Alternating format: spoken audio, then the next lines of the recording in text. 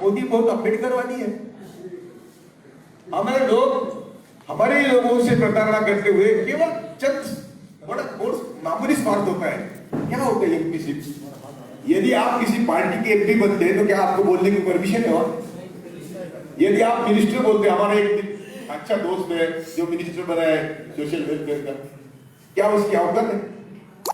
क्या मिनिस्टर ऐसी मिनिस्ट्री चलने के हम यहाँ जीना चाहते हैं? अरे सड़क पर आके लड़के मरो, ये ऐसा जिससे हम बाबा साहब अम्बेडकर के नाम लेने के लायक नहीं है। इनके ऊपर जो हमला हुआ, मैं तो कहता हूँ हमारे कंटेम्प्ट ऑफ कोर्ट की डेफिनेशन बदलना चाहिए वकील साहब।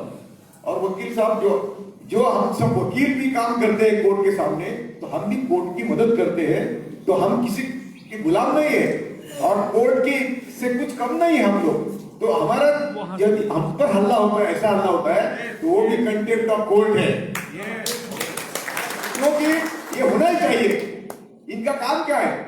जो मैं पढ़ रहा था, मैंने तो उनको अभी देखा, मैं अभी उनको मिला भी नहीं आज तक, नाम सुना था, हम दोनों एक दूसरे को काम जानते थे। जो काम वो करते थे वो मैं करता है। वो 26/11 के हल्ला में भी हमला में आए थे बम्बई में, मैं तो वकील कर मिशन चला रहा हूं। तो ये हम लोग दिल से काम से साथ थे, आज परिचय हुआ। आप सबको एक ही विनती करता हूं, मैं हमेशा एक ही विनती करता हूं कि जनशक्ति ये सबसे बड़ी ताकत है, लेकिन हम बिखरे हुए हैं, बटे हुए हैं, उससे हमारी शक्ति दिखाई नहीं देती और वो हमको जानबूझकर बांटना चाहते हैं और हमारा विभाजन करना चाहते हैं। उसमें वो किसी चीज हो रहे हैं। वो क्या है? वो सिर्फ 1% है, क्योंकि उनकी महिलाएं भी हमारे बहने हैं, तो वो ज्यादा से ज्यादा 1 या 1.5% बस, बाकी सब हमें। लेकिन हुआ क्या? वो हजारों साल से राज कर रहे हैं, जिन्होंने स्वतंत्रता आंदोलन को, संविधान को कुचल के मारा, संविधान को जलाया। बाबा साहब को क्या क्या कहा उन्होंने। मैं हमारे देश का नसीब समझता हूं कि नथुराम गोडसे ने यदि महात्मा गांधी को नहीं मारा होता तो बाबा साहब के संविधान पे ये लोग लिखने नहीं देते। क्योंकि जब बाबा साहब को महात्मा गांधी को मारा तो बाबा साहब को समय मिला, क्योंकि ये डर के बिल में गए थे या जेल में गए। इनके जो बहुत जहरीली सोच वाले लोग थे वो डर के मारे छुपे हुए। महाराष्ट्र में उनको चुन चुन के बाहर निकाला था, लेकिन वो बात नहीं, फिर ऊपर आ गए। 70 साल तक, 1970 तक वो चुप रहे। उन्होंने 70 साल के बाद जयप्रकाश नारायण के माध्यम से, अन्ना हजारे के माध्यम से, किसी भी कौन सा भी आंदोलन यदि बड़ा होता है तो समझ लेना कि वो हमारा नहीं है। क्योंकि जब तक आरएसएस उसको ताकत नहीं लगाती कोई आंदोलन नहीं कर सकता। मेरी 1 लाख की सभा है, मेरा बीच में मैं ट्रक खड़ा करता हूँ, मेरे पास स्टेज नहीं है, पैसे नहीं है, लोग आते गरीब लोग है, भूमिहीन है, मच्छीमार है, तो मैं ट्रक खड़ा करता हूँ और बोनेट पे जाके भाषण देता हूँ। तो मेरी कभी सभा किसी टीवी ने दिखाई नहीं। लेकिन हजारे जयप्रकाश नारायण, जब आरएसएस को एंट्री चाहिए तो आरएसएस मैनेज करता है ये मीटिंग। तो हमें यदि हमारा भी नेता कोई आपको लगता है कि उसको बहुत प्रसिद्धि मिलनी है तो सब लोग धोखा है। हम हमारे मुंह से ही घर घर जाके, जो अभी पर्दा साहब ने बोला कि हमारी कम्युनिटी चाहिए, हम घर घर जाके लोगों के मिलना चाहिए और बोलना चाहिए कि संघ की जहरीली विचारधारा ही हमारे सभी दुखों की जड़ है। सभी दुखों की जड़ संघ की जहरीली विचारधारा है। लेकिन हम डरते हैं, मौला बोलने भी डरते हैं, फादर पादरी डरते हैं और हमारे नेता भी डरते हैं संघ के खिलाफ बोलने में। अरे क्या करेंगे तुम कितने दिन जीवोगे? तुम संघ से पंगा न लेके हमारे से 10 साल ज्यादा जिएंगे तो क्या करेंगे? तो हम तो लड़के मरेंगे, तुम घर में सड़के मरेंगे। अभी एनआईए मेरे घर आएगी, आपके से आए, मेरे घर आएगी, मैंने कहा 3 बातें मैं बोलूंगा। मेरे गुरु ने रिपोर्ट दिया है, जस्टिस सावंत और जस्टिस कृष्णा आयोग ने, तो मैं कहूंगा मोदी शाह खुद ही है। एनआईए को बोला, मैं कहूंगा एनआईए 100% झूठी है और मैं कहूंगा कि संघ हमारे सभी दुखों की जड़ है। अभी बोलो, तुमको क्या बोल रहे हैं, पूछो। हमारे सभी के दुखों की जड़ है। तो हमें आज नतीजे पर मैं ऐसा आया हूं कि हमारे सब मौला मौलवी, फादर, पादरी, हमारे नेता, यही हमारे दुखों की जड़ है। संघ उनके बदौलत जिंदा है। संघ की ताकत क्या है? संघ के लोग कितने हैं, लेकिन हम लोग उनको सपोर्ट करते हैं, उनमें शामिल होते हैं। हमने ये बहन ने बोला चुन चुन के हमको उन लोगों के साथ जाना, मिलना चाहिए, बोलना चाहिए। आप किसके साथ गए? हम करते नहीं, और इसका मतलब हम सिर्फ भाषण देते हैं। और अभी देखा मैंने कि आपके कितने गुट है। हर नेता को बोलने के लिए देना, ये मंच का क्या विचार का कर्तव्य बनना कि नहीं, इसको बोलने दो, उसको बोलने दो, गुस्सा आएगा, उसको बुलाओ, उनको बुलाओ। हम क्यों ऐसा करते हैं? यदि आपको सबको लगता है कि प्राचार्य जी सही मायने में हम सबका काम कर रहे हैं, तो प्राचार्य जी बोले बस हो गया, काय को बोल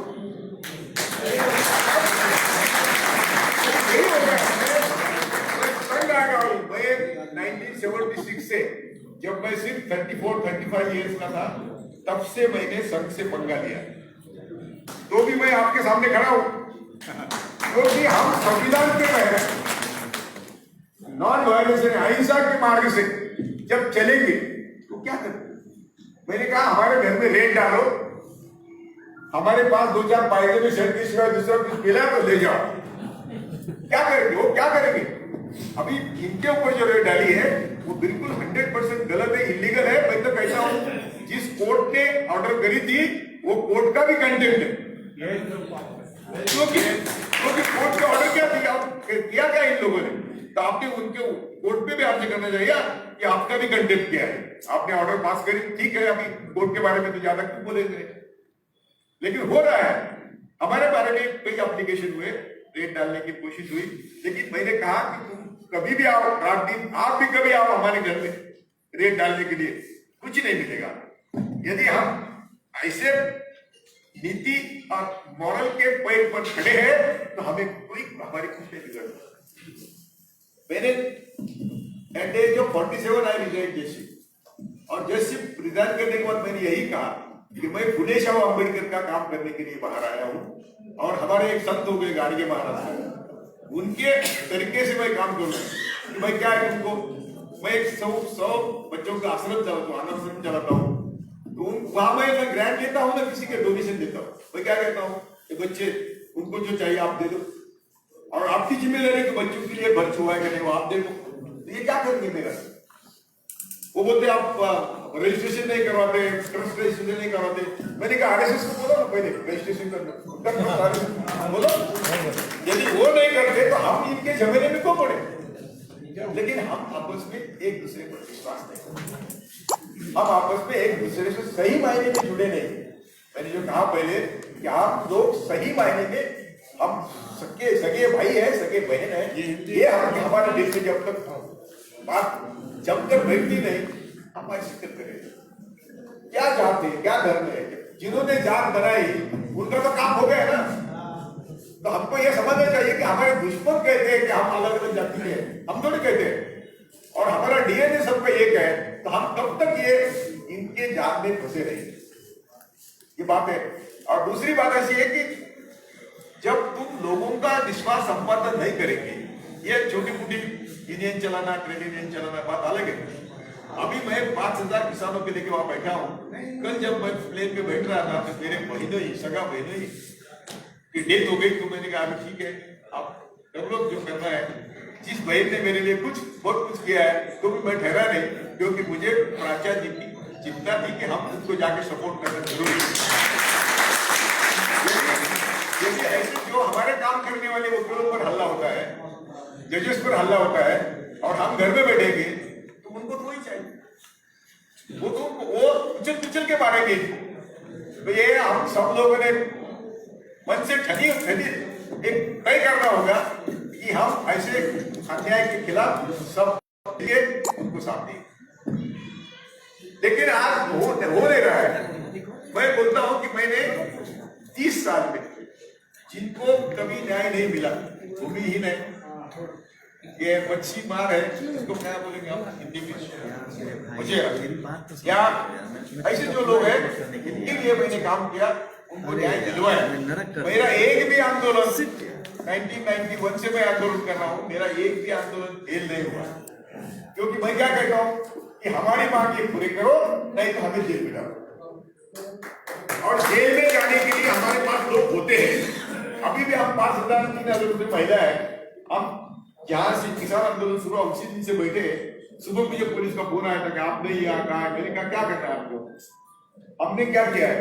हम संविधान के तहत बैठे हैं और हम अहिंसा के मार्ग से बैठे हैं। आपको क्या तकलीफ है? मैं बोले आपको प्रोटेक्शन देना पड़ता है। मैंने कहा तुम प्रोटेक्शन निकाल लो, हमको प्रोटेक्शन की जरूरत नहीं। मुझे भी प्रोटेक्शन देने की कोशिश करी, मुझे कहा मुझे नहीं चाहिए प्रोटेक्शन, क्योंकि मुझे प्रोटेक्ट करने वाले हमारे लोग हैं। मैं तो ईश्वर को मानता नहीं, लेकिन मैं कहता हूँ ये हमें हमेशा मुलाकात देते हैं हमारी मोहम्मद भाई, तो बोलता हूँ भाई मुझे बोलने दो, तुम सवाल मत करो, क्योंकि ये इनके उनके अवतार के सवाल पूछते। मैं बोलता हूँ कि हमारे दुश्मन मनुवादी और मनीवादी व्यवस्था है। हमारे बाबा साहब ने बोला था ब्राह्मणवाद और पूंजीवादी, मैं हम बोलते हैं मनुवादी और मनीवादी।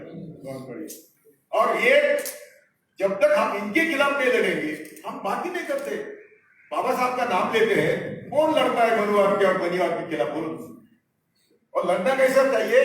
तो हमें संख्या लेके रास्ते पर आना चाहिए, बिल्कुल अहिंसा के मार्ग से, ताकि उनको मुश्किल हो कि वो अरेस्ट भी नहीं कर सके। अभी देखो ना किसानों ने किया है, अभी सिख किसान उसमें ज्यादा होते हैं। भाई क्यों है?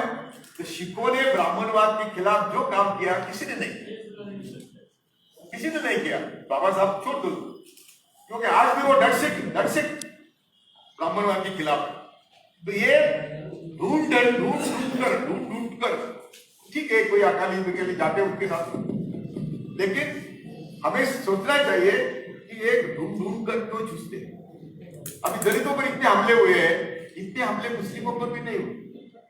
और मैंने कई बार बोला मुस्लिम भाइयों को, अरे भाई आप मौला मौलवी को सुनो, लेकिन अल्लाह के लिए सुनो, बाकी सब हमारे सुनो। हम जात धर्म पंथ प्रांत छोड़ के जब तक साथ नहीं आएंगे हम कुछ नहीं कर सकते। और बाबा साहब अम्बेडकर जब हम नाम लेते हैं तो हमने कभी बाबा साहब अम्बेडकर के अंदर की बात भी नहीं की। उनके सामने सिर्फ पृथ्वी थी और होमोसेपियंस मानव जात, ना धर्म था, ना जात थी, ना देश था, ना प्रांत। ये अब्राहम लिंकन वगैरह ये हमने नाम सुने। हमारा बाबा साहब विश्व में इतना विद्वान और इतना वैचारिक लेवल का आदमी दूसरा नहीं हुआ, लेकिन उनकी वैचारिक लेवल में सोच लो, हम हमारे जात का है। हम अरे बाबा साहब ने कभी जात का सोचा नहीं।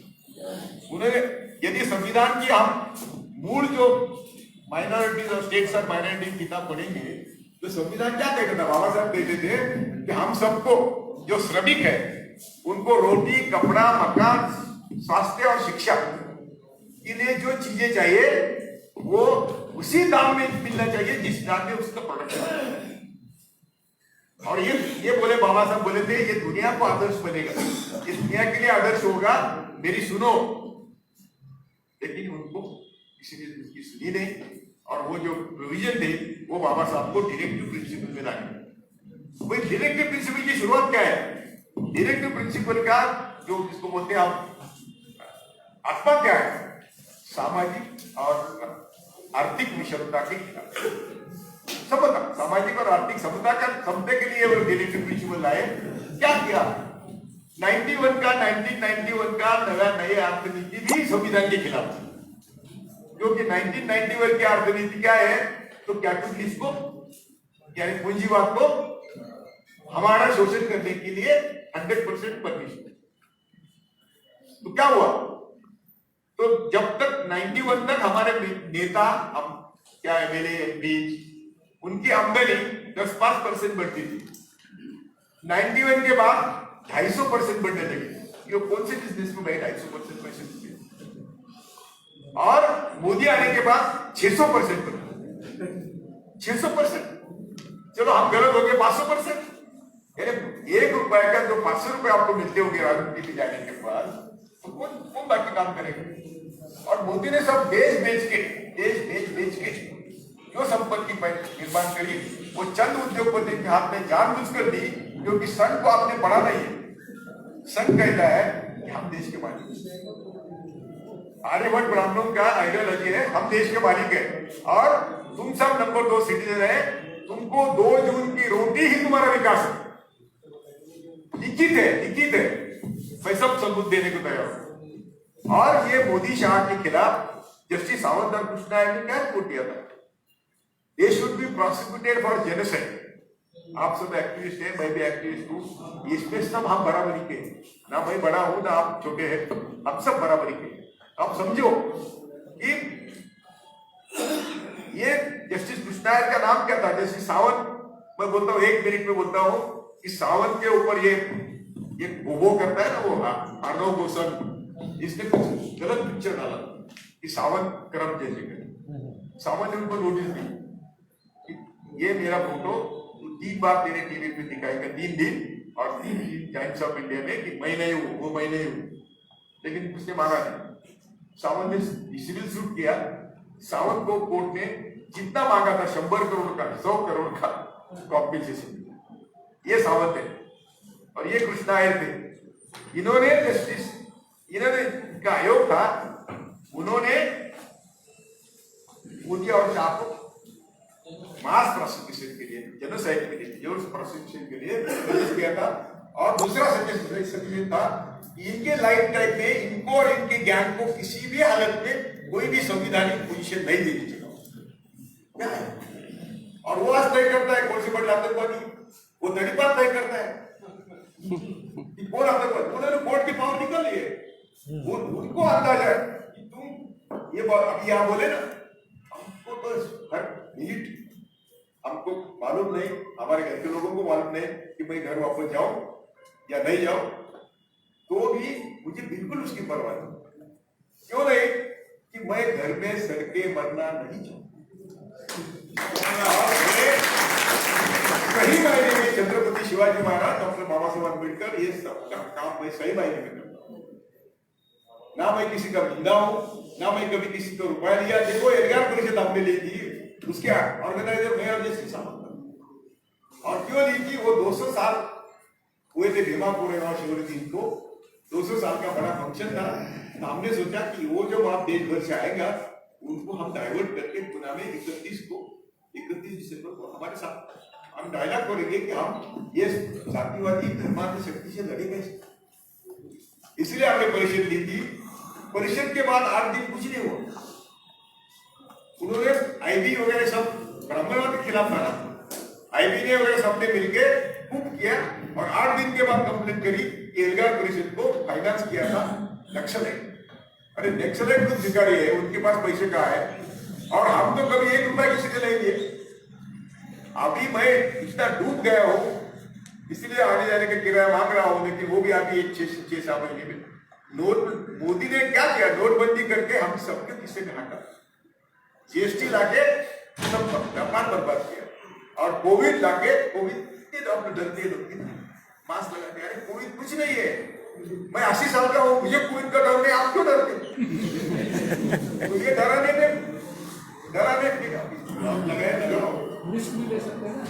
में वो भाई है, और वो डरा के हम मरते हैं। आईसीआर का डिरेक्शन है कि कोई भी किसी से भी मरा तो भी कोविड से मरा ऐसा दिख रहा है, डिरेक्शन। तो हम डरते तो क्यों? तो ये शहीद बाग का जो आंदोलन था बड़ा तगड़ा आंदोलन हुआ। मैं तो उनको जाके ऐसा नमन करता था, सब सो के मैं बोलता था कि मेरे बहने, मेरी माँ होने की कोई लायक नहीं यार, लेकिन मेरे बहने, बेटिए, पोती, तुम इतना काम अच्छा कर रहे हो कि मुस्लिम भाइयों को भी थप्पड़ मार के आप घर के बाहर आई है। अच्छा,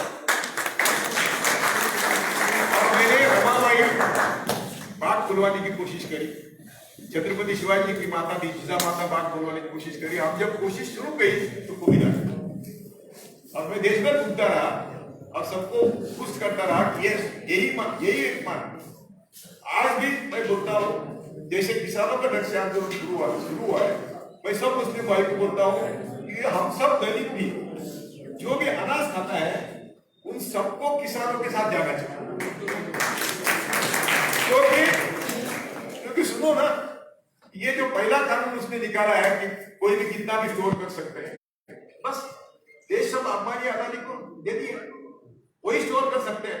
गोडाउन बनाए पहले उनकी जात तो देखो, अरे 100 साल तक वो आरएसएस बना के बैठे। हम लोग, मैडम ने कहा किसी ने, हम सोए थे, वो रात दिन जाग रहे हैं। हमको लगा हमारा नंबर है, हमारे पास सब है, लेकिन हमारे पास कुछ नहीं है जब तक हम साथ में हैं। जनशक्ति तो उन्होंने पहले गोडाउन बनाए, इतना ही नहीं, गोडाउन गवर्नमेंट पैसे से बनाए। क्यों बनाए? एफसीआई के गोडाउन होते हुए भी अदानी को किराए पर धान्य रखने के लिए अदानी के गोडाउन दिए, उनको चाहे उतना किराया दिया, उन्होंने गवर्नमेंट के पैसे से सब देश के गोडाउन बनाए।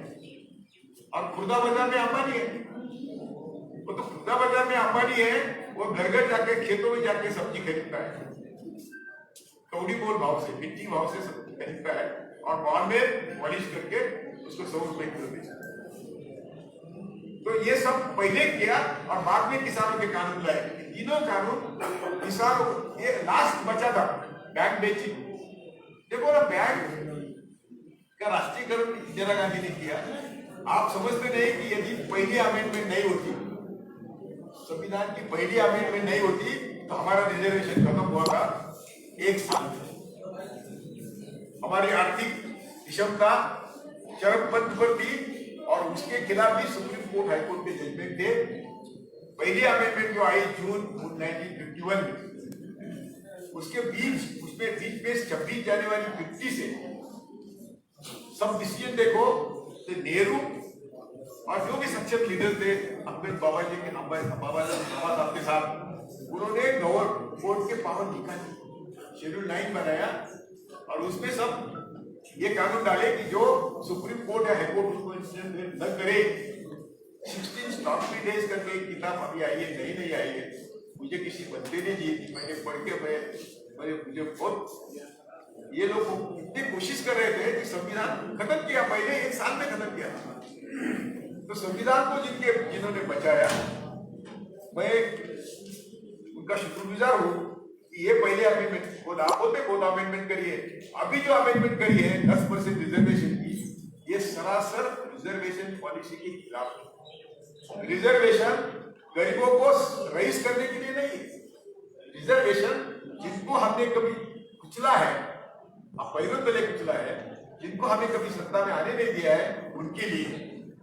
लेकिन उन्होंने 10% रिजर्वेशन पास कर दी और वो अभी सुप्रीम कोर्ट उसको नहीं दे रहा है, जो संविधान के स्पिरिट के खिलाफ है। तो ये अमेंडमेंट बोलो, कोई अमेंडमेंट ऐसे है कि जो जिसने अमेंडमेंट, लेकिन संविधान की अमेंडमेंट की भी सीमा है। संविधान की जो फ्रेमवर्क है, उसको सुप्रीम कोर्ट में पहले ही कुछ अच्छे जजेस थे, उन्होंने किया कि वो फ्रेमवर्क बदलने का आपको अधिकार नहीं है। तो ये 10% रिजर्वेशन फ्रेम बदलने का रास्ता है। तो हम सबको पहली बार, ज्यादा तो मालूम है सबको, बिरयानी खानी है और मुझे भी जाना है, लेकिन पहली बात है हम पहले एक दूसरे से मिले, हम सही मायने में एक दूसरे को बहन भाई माने और हमारे दुश्मन पहचाने। 1% लोग हमारे दुश्मन है, वो हमारे हमको सबको नचा रहे हैं, हमको शर्म आई। हम पैसे से उनसे कई गुना ज्यादा पैसे कमा सकते हैं, हम बुद्धि से भी। जो भी मैं 4-5 साल भी था सुप्रीम कोर्ट में, attempt to commit suicide in the offence, और कई कानून, पार्लियामेंट को कानून बनाने पड़े, ऐसे मैंने जजमेंट दिए हैं। लेकिन मैं ब्राह्मण नहीं, मेरा कोई नाम ही नहीं लेता, वो मेरा बेंच था और मैंने जजमेंट दिए, वो कोई घुटना ही नहीं। तो ये ऐसा जो माहौल है, justice Sawant world press association के अध्यक्ष थे, उनका एक लफ्ज भी उनके बारे में हमारे प्रेस ने लिखा। इतनी दुश्मनी, इतनी हम लोग को वो नीचे दिखा दे, इसलिए आप सबको हमारी ताकत दिखाए बिना, हम अहिंसात्मक मार्ग से रास्ते पर करोड़ों के संख्या में आए बिना, वो हमको पहचाने देंगे, वो हमको काम नहीं करने देंगे, वो हमको ऐसे उछल पुचल के मारेंगे। तो मैं सबको विनती करता हूँ कि जात धर्म पंथ छोड़ के हम सब साथ आए। और राजनीति में इलेक्शन लड़ने की जल्दी जरूरत नहीं है। अकेले गडकरी के खिलाफ कोई होता नहीं यहाँ नागपुर से, अकेले गडकरी के खिलाफ हमारे 18 उम्मीदवार थे, 18 दलितों क्या चुनने के लिए, चुन के आने के लिए खड़े। प्रमोद महाजन जब पहले लोकसभा में आया तो मैंने प्रमोद को बोला तुम कैसे जाएंगे लोकसभा, तो बोला जाओ। तो मैंने इंतजाम किया। क्या इंतजाम किया था? रिपब्लिक पार्टी ऑफ इंडिया के एक कैंडिडेट खड़ा कर, वो नीलम गोरे करके, वो शिक्षा, वो सभी पार्टियां बदल के अभी शिवसेना में, उसको खड़ा किया। उसने जितने वोट खाए उतने वोट से कितना जहरीले आदमी संसद में आए, तो कौन जिम्मेदार है? संघ को जिंदा रखने में कौन जिम्मेदार है? हम लोग जिम्मेदार। तो मैं कहता हूं कि यदि हम सही मायने में हमारा दुश्मन समझते हैं तो हम इलेक्शन लड़ने की क्यों चिंता करें? हम पहले सबको खड़े करें। यदि हम चुन के भी नहीं आए लेकिन हम लाखों के संख्या में रास्ते पर आते हैं, अहिंसा के मार्ग से आते हैं, तो मोदी कारोबार नहीं कर सकते। हम नहीं कर रहे। और हम जैसे हमारे जैसे बोलने वाले हैं ना, तो मौला मौले भी मेरे खिलाफ है, फादर पार्टी भी मेरे खिलाफ है, दलितों के लीडर्स भी मेरे खिलाफ है, मैं अकेला हूं। और जिनके साथ में दुश्मनी ले रहा हूं 1976 से, वो तो मुझे दुश्मन मानते हैं और आप लोग मुझे तुम्हारा नहीं मानते क्यों? मैं तुम्हारी जाति का नहीं हूं। बड़ी बड़ी बड़ी बड़ा मुश्किल समय है। और ये समय जब आप नहीं समझेंगे तो हमें, मैं तो राजा जी के नीचे, उनके हाथ के नीचे काम करने को मुंबई दिल्ली में गया। क्या हमारे बहन ने बोला FSS, मैंने सुबह पोल डाली थी सावित्री बाई की, तो किसी मुस्लिम भाई ने लिखा कि आप एक इंसान फरामोश है। क्यों? कि मैंने वो फातिमा का उस्मान भाई का नाम नहीं लिखा था। तो मैंने उसकी माफी मांगी और वो भी मेरा पोस्ट बदल दी कि उनके मदद से सावित्री बाई ने हमको पढ़ाया, ऐसा एक सेंटेंस डाल दी। तो ये क्यों बोल रहा हूं मैं? ये गलती से हो गया। मैंने कहा जानबूझ नहीं किया। मैं तो 30 सालों से, कम से कम 30 सालों से दलित, मुस्लिम, आदिवासी हम सब साथ आएंगे और सभी जाति धर्म के गरीबों को, लोगों को बोलेंगे कि आप, ये हमारी ताकत है, तुम हमारे साथ आओ, तुम्हारा रोटी, कपड़ा, मकान, स्वास्थ्य और शिक्षा फ्री में देने का हम इंतजाम करेंगे, सब हमारे साथ आएंगे। हमारा अल्टरनेट बजट तैयार है। अरे यानी ये मोदी ने 7 साल में 50 लाख करोड़ पूंजीवादियों पर न्यूछा कर, हमारे बैंक में हमारे डिपॉजिट है।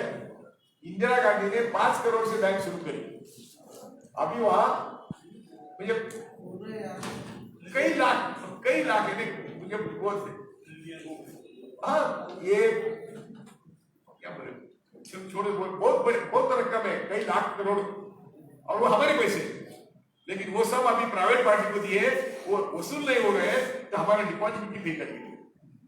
और जो मध्यम वर्ग उनको करना था, उनकी सैलरी भी कट होने वाली है, उनका प्रोविडेंट फंड भी कट होने वाला है। प्रोविडेंट फंड भी दिया प्राइवेट पार्टी को, LIC के पैसे भी दिए प्राइवेट पार्टी को। 7 साल में इंसान क्या कर सकता है? इसकी आप कल्पना करो। ये हजारों साल जो किया है इन्होंने, तो उन्होंने क्या बोलते छिपके 100 साल में वो फिर वापस लाए, और हम ऐसे नहीं बने। मैं सबको विनती करता हूं कि हम सब सही मायने में भाई बहन बने, सही मायने में हम हमारा दुश्मन समझे, और मोदी शाह को हम इलेक्शन से नहीं हराएंगे तो हम करोड़ों लोग रास्ते पर जाके हरा सकते हैं। ये मैं आपको वादा करता हूं, और आपके साथ कंधे को कंधा मिला के, मेरी जान गई तो भी आपके साथ काम करने आप बोलेंगे आप क्या 80 साल का बुढ़ा हो गया? क्यों भाई, हम भी जीना चाहते हैं। ऐसा नहीं है, मरता क्या नहीं करता, लेकिन समाज के लिए हम कॉम्प्रोमाइज नहीं करेंगे। इनका मैंने वीडियो सुने कि गर्दन निकल गई, तो ये मैं जब मैंने डिसिग्नेशन दिया तब मैंने बोला था ऋषिकेश से किया, एक आंदोलन शुरू किया मैंने एंडोन के खिलाफ, और मैंने कहा ना पुलिस को डरूंगा, ना तुरुंग को डरूंगा, जेल को डरूंगा, ना मरने को डरूंगा। ये मेरे 3 स्लोगन थे 1991 में लिए थे, आज तक मैं वही। मैं आपको भी विनती करता हूँ, आप जेल में जाके तो देखो, मैं पुलिस कोठरी में था, मैं पुलिस कोठरी में था, वो कांग्रेस ने डाला था, मुझे कांग्रेस के दावल कहते हैं। मैं कांग्रेस के, मैं इतना कहता हूं कि मोदी आने के बाद मुझे लगा कि कांग्रेस हरिश्चंद्र थी, क्योंकि उन्होंने जो किया था वो सब तो बर्बाद किया। सभी पब्लिक सेक्टर बेचे, सभी बैंक बेची, LIC बेची, तो हमारे पास क्या रहा? 2 जून की रोटी के लिए मोदी कहता है मैं 80 करोड़ लोगों को 5 किलो धान देता हूं, तो वही तो उनकी आइडियोलॉजी है, वही तो उनकी आइडियोलॉजी है। उसमें वो सक्सेस हो गए। क्या कौन गोयल, उनके चेहरे देखो, तो मंत्रियों के चेहरे देखो, कभी के हंसते हैं, कभी समाज की बात करते हैं। ये हिंदू मुस्लिम कश्मीर पाकिस्तान, नरसिंह राव, मेरे घर 5 प्राइम मिनिस्टर आए, उसमें नरसिंह राव भी आए। मैंने बोला कि तुमने बाबरी मस्जिद को गिरा, तो बोले कि हिंदू मुस्लिम कश्मीर पाकिस्तान, भारत पाकिस्तान, ये हमारे दोनों देश के राजनीतियों की लाइफलाइन है, लाइफलाइन है, और उसके सिवा हम जिंदा नहीं रह सकते, और हम लोग उनके पीछे भागते हैं। जो हमारे दुश्मन है, जो हमको लाइफ हमारी, हमको मिट्टी में डालना, ये उनकी लाइफलाइन है, हम तो उनके साथ जाए। जय भारत।